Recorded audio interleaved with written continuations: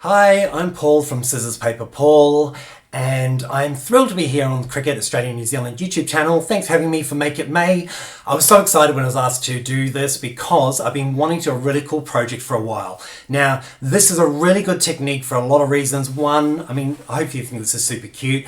My house is very much that mid-century modern. I've been wanting to make some artwork, some things that are a little bit abstract. And what I wanted to do is actually take something of my son, and so I've drawn this artwork, we'll call it. Let's just say there were a lot of iterations, and it started off really, really scary. And hopefully you agree it's actually, quite cute now. But I've used 3 different colors for the Infusible ink.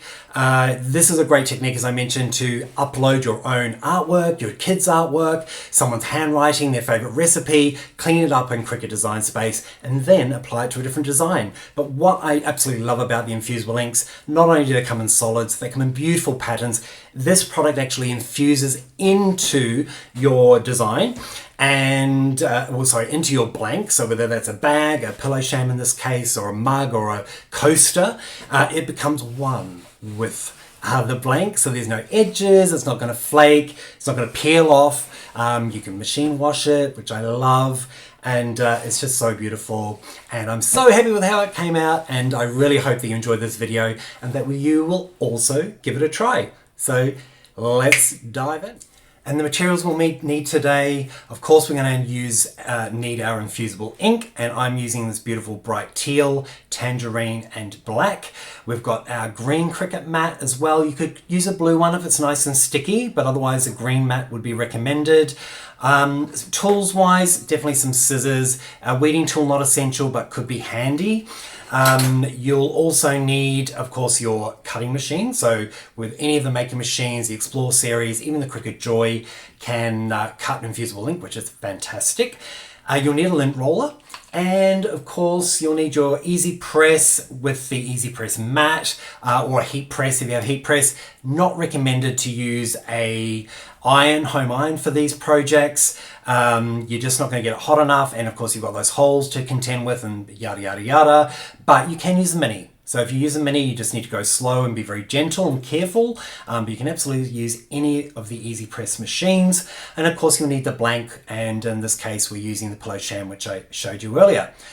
All right, let's get rocking and rolling. Here you can see I'm not a great artist. In the end, I actually took a photo of my son, placed over some tracing paper, and with a texter or a pencil first, just drew the sort of design that I wanted, pulling out some of the key features so that it actually does look like him for the people that do know what he looks like. So the first thing they want to do is get our drawing into Cricut Design Space. Now you can do this on your phone, it's quite easy, but I wanted to show you some of the design process, and it's going to be easier for me to show you on my desktop. So what I'm going to do is take a photo, making sure that it's really high contrast. If you can with your drawing, do it with a black texture rather than the red, which I've used. And then however you get it to computer, if you want to email it, airdrop it, whatever you need to do, pop it into computer, and then we'll jump into Design Space. So here we are in Cricut Design Space, and I've just opened up a new canvas. And what we're going to do is we're going to go through to upload. So I'm going to click upload, and then I'm going to say upload images, and from here I can drag and drop. I'm on a Mac, or I can just browse, which I'm going to do here. And here is my image of Lates. I'm going to double click it, and I'm going to pull it into Design Space. Now here is when I can tell it whether it's a simple, moderate or complex image. This is a very simple image, so that's what I'm going to select, and I'm going to click continue. And then we get lots of different options. Now, if you are a Cricut Access member, then you have the feature which allows you to automatically remove the background, which we're going to do today. But you also have these select tools, eraser tools. All of those you can use. As I say, you can do this on your phone as well. This is great technique if you're uploading, as I mentioned, your handwriting or your children's art or your art, like I am today. But I'm just going to click remove background, and hopefully it's going to do a really good job. Yes, it has. I can see those grey checkered boxes behind it, which shows me all the transparent areas. And then also with the eraser tool, I can come in, if I just blow this up a little bit, so you can see what I'm doing here, and then move across, and I can tidy up any of these areas that I want to things like that. So take your time, get it exactly how you want it. There are some additional tools down the bottom there as well, but tweak it as much as you need to. As I say, use a really solid texture, not a red one like I did, or one that mine was actually running out, but that's going to give you the crispest image that you can. We'll click apply and continue, and then we get the option of a cut image or a print then cut image. So this is going to be a cut image, so I select cut, I'm going to label it late, and then I'm going to click upload, and it's as simple as that. Here we go, creating a new canvas to create a design. And the first thing I'm going to do is add our images. Now, of course, I mentioned we've already labeled this one late. So if I type in late, I will find the image here, and I'm going to click add to canvas. And because I'm going for this abstract mid-century modern type look, I'm also going to add in some blobs.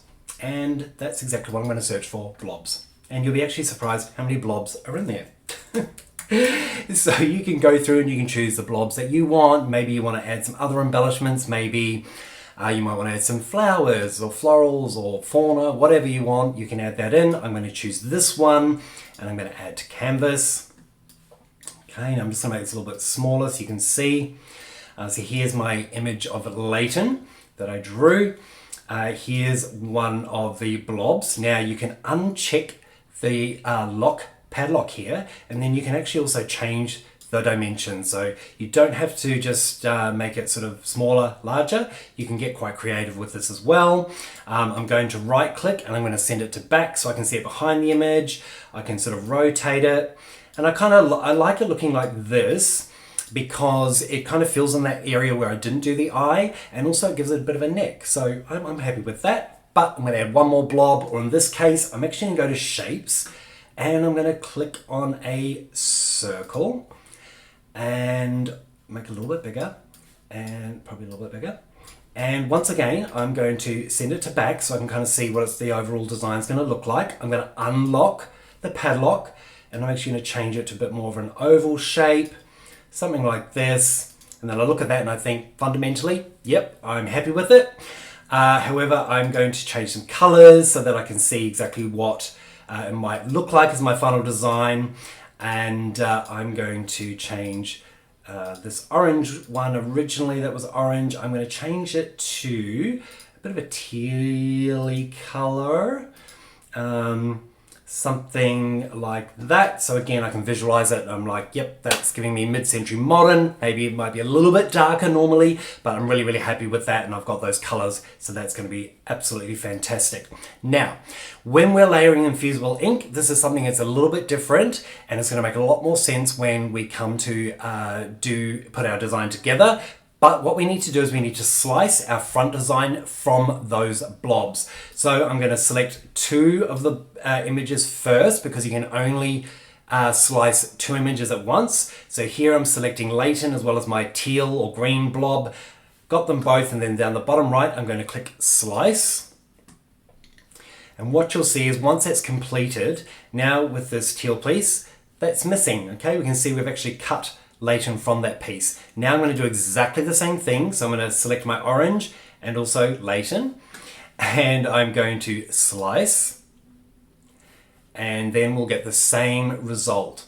Now what's a little bit different with this is that once again, because we've been doing all the slicing, what you'll notice is we've actually sliced Leighton as well. So I'm just going to click undo, or Command or Control Z to undo that. I'm going to select all of his face, and I'm going to weld, and that's just going to connect all of those pieces back together again. And I'm going to change him to black, and then now he's one piece that we're going to cut as well. And again, all of this is going to make sense, and I hope you love puzzles as much as I do. And then what we need to do is just put them back together, just so we can make sure we've got the sizing right. Now I know based on the blank that I've got with my my cushion cover, I like to go a little bit smaller when I'm doing the cushions, because they're going to get padded out. I know that my design is kind of potentially going to get stretched across that bend, and I don't necessarily want that. I don't mind so much if the blobs go over, but I really want to make sure Leighton's face isn't distorted too much. So I've selected all, and I want to go up to the top, and I'm going to just go with my height. I'm going to make that about 11 inches. and that makes it a total of 8.3 inches wide, and that's going to give me exactly the design that I want. So now we're ready to make it. Okay, so we're clicking make it, and that's going to take us through to our mat. So it's separating it out based on color, and what we're going to do is we're going to make sure, because it's Infusible ink, we need to mirror our design. And also, again, this will make more sense when it comes to me getting the design ready for application. I'm actually going to move Leighton in the mat and approximately around the center. Again, this will make sense, but yeah, we're going to move him in the center. I'm going to click mirror on the left-hand side. And also what I'm going to do, so I don't forget, is I'm going to click on the other layers and I'm going to mirror as well, just so, again, I don't forget. Come back up to the top once more, and then we're going to click continue.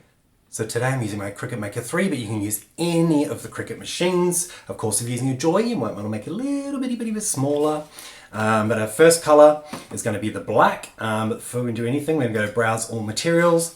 So I'm going to type in Infusible Ink, transfer sheet. I'm going to save it as a favorite. I'm going to select it, click done. We're going with the default pressure, and it's reminding me to make sure I've got mirror on, which I'll just check that I have. Yes, I have. Excellent. It tells me what tools that I need to make sure that are in my machine, which is the fine point blade, which I have already.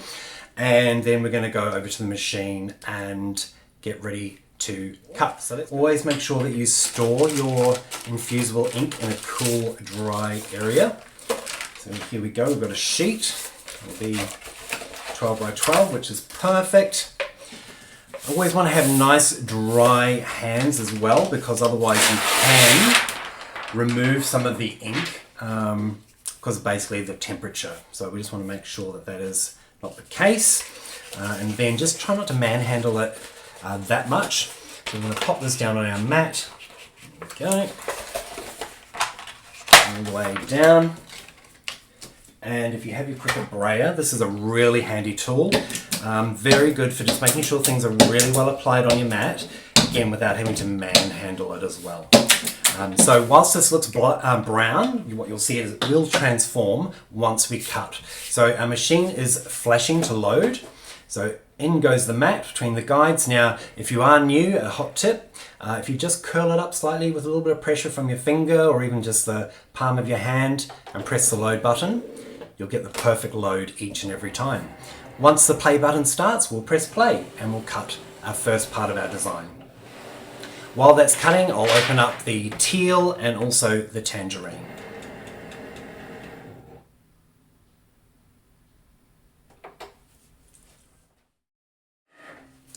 Now we'll unload our mat. Again, if you're new, always flip your mat over and peel your materials away from your mat.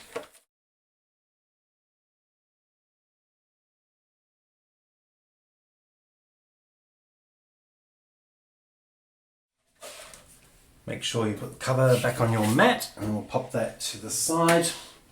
And we're finished with our maker, so we can pop that away. Cutouts, which what I'm going to do is with the teal and with the orange, or the tangerine, I'm just going to cut them down a little bit. Always, of course, put your leftovers back into the black packaging. All right, and keep it in a cool, dark place. Now, what I want to show you is the process when you're layering Infusible ink, or the fact that we're not ideally going to layer it. We really want to apply this application all in one go. So what I'm going to do is, firstly, I'm going to weed the parts that I don't want from my smaller designs. And you don't need a weeding tool for this. You should just be able to peel it with your fingers. Again, trying not to manhandle the actual design that we're applying too much, because again, we just don't want to impact the design. You can see it comes away quite easily, and it's just like paper really. And we'll remove that and pop those to the side. Alright, and now comes the fun part. I said, I hope you like puzzles, because what we're going to do is we're going to puzzle piece these pieces into this transfer sheet so we can do it all in one application. So to make it easier, what I might do is put his ear in first. So it's a nice easy piece. And then, like I said, just like a puzzle, I'm going to slot that in there.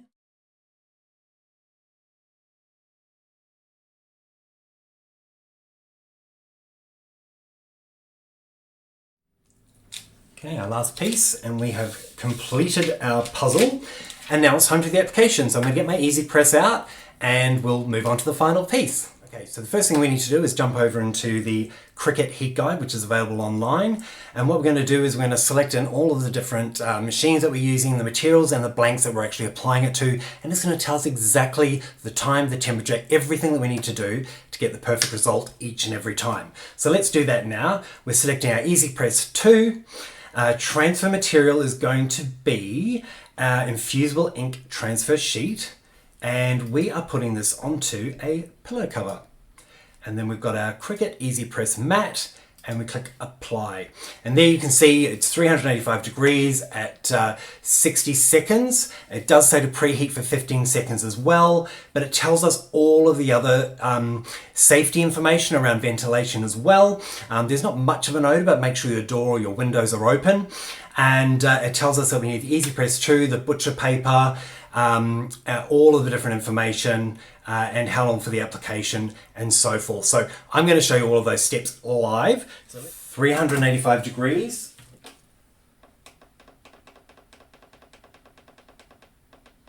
For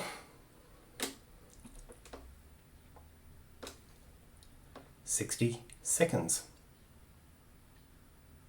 Okay, so our Easy Press mat's on the bottom. The next thing that we need to do is get our pillow sham or our blank. Now, one thing that I want to say to you is do give consideration to where the zip is. If I was to have this on my bed, I would probably have the zip sort of down the bottom on the side here when it's closed. However, this is going on my quite new leather couch. And therefore, I don't really want the zip on the bottom because when someone sits on it, it's going to scratch. So I actually want it to close on the top here. So that is going to be the top of my pillow sham. So that's really important when you're doing the application, of course. So I'm going to put it down this way. So I know that that is where it's going to be when it's closed. Now I'm going to open it up and I'm going to pop in my sheet of cardstock, a 12 by 12 piece of cardstock. Now, of course, if your design was larger, you can use a couple of pieces, whatever you need, but I'm just going to pop that in the middle there from what I can see. And really, that is just going to protect the inside and also the back of your pillow sham so that the infusible ink doesn't actually transfer through to the other side, because you might want to put another design on the other side as well. So that's done. The next thing that we're going to do is actually take a lint roller, and we're just going to roll this over. And what we're going to do is we just want to remove any hair, any lint, anything that might impact the design as we're doing the application. Our Easy Press is heated up, so we're at 385 degrees. It's set to go for 60 seconds. We're just going to do that preheat for 15 seconds, and I'm just going to count that in my head. And the reason that we're doing this is we want to wick away any moisture. We want to make sure that it's nice and dry. Again, we don't want to impact that transfer at all. Right, that's definitely 15 seconds. Nice and warmies, that's good. And now we're going to take our design and we're going to place it upside down, so ink side onto our blank, and I'm just standing up so I can see a little bit over to work out what is center, and I think I'm happy with that. I'm actually trying to center Leighton's head rather than the blobs because that's actually the focal point. So I'm happy with that. The last thing we need to do is pop in a sheet of butcher paper. All of this comes in the packs for you. We're going to pop this over, and that's also going to protect the Easy Press from any ink potentially coming through. So now we're going to put our Easy Press directly on our design. We're going to hit the green C, light pressure, and we really just want to make sure that we're connecting evenly that infusible ink transfer to our blank. That's counting down, it's going to beep. We're going to lift our Easy Press straight up and put it back on the cradle, and I'll turn that off so that can cool down. Then let's get ready for the reveal. So it is warm to touch at the moment, but we'll be able to remove our butcher paper. Now, I would recommend discarding it. In this instance, I can tell you that pretty much no inks come through because we've, well and truly contained it within our transfer. So you could reuse that, but it is recommended that you just toss it away. Again, you get plenty in the pack. I've got a pile of the stuff. You don't need to go out and buy any. You've got plenty. Are you ready? I'm so excited. And ta-da! You can see that all of the color has been removed from the transfer sheets, which is exactly what we want to see. And you can just see, look how vibrant those colors are. So the black, which look brown, is black. We've got our beautiful bright teal color. I'm obsessed with teal at the moment.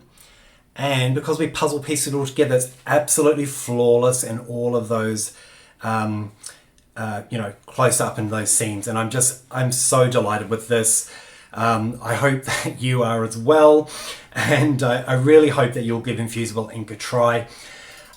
There are beautiful patterns as well. It's not just the solid colors, but there are beautiful patterns out there. As I say, it's now infused within that blank. I'm going to take a beautiful photo and hopefully I'll show you at the end of this video as well. If you do have any questions, of course, pop them in the comments and we will answer you as soon as we can. But I'm just absolutely thrilled with how this turned out. And thanks for letting me join you for Make It May. Bye.